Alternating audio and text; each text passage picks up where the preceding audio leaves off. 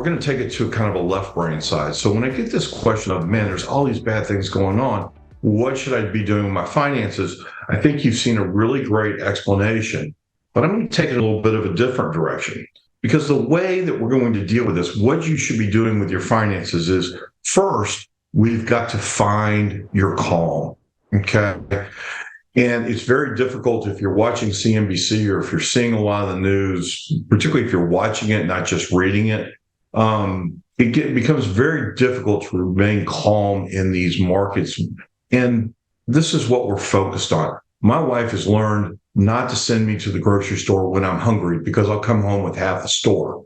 It's also important to make sure that you're not making important financial decisions when you're either angry, or I'd also argue whether you're euphoric, because I've seen people in both states make decisions that weren't in their best interest over the long run. You've got to do it when you're in this great period of calm. Now, how do we become calm? Well, being calm requires focus, okay?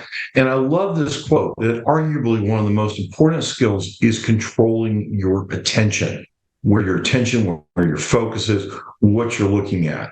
And a lot of times what that means really is, who are you giving your attention to? Okay. And believe me, I am preaching to the choir at this, if I can use that old adage of, there's so much competition out there, TikTok, YouTube, all of this, not to mention all of the other things that are on the internet. You've got to be able to control the attention and pare things down. And who wants that control of your attention?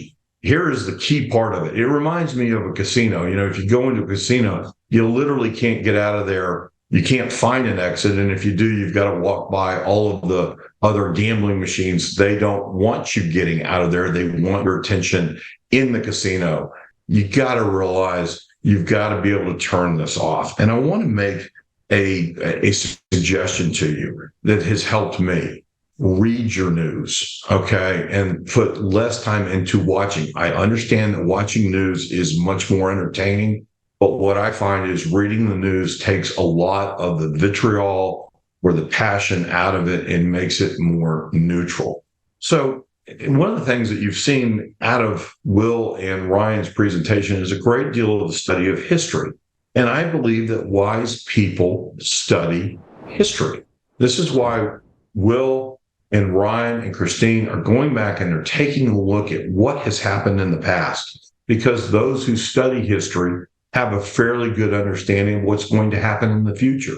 And it is an important part. What we look at as advisors, as money managers, we're not trying to make a prediction on the future. We're trying to simply study what is going on. What is the reality right now? And what does the probability of the repeat of history look like? And we're willing to adapt when we see changes. In fact, one of the main changes and one of the biggest thing that I find is the biggest risk that we have out there, and Will touched on this, is I believe the biggest risk out there right now is interest rates. And I'm not really speaking from, bonds or the financial markets, though I thought Will gave a very good presentation about what's going on with treasuries and government spending right now. But what we're finding is a real shock into you as a client, as a consumer. Right now, mortgage rates are up literally more than 100% if you're trying to go out there and finance a home. Well, if you own the home, guess what? That's having a really negative impact on the value of your house. A lot of people use their houses for lines of credit.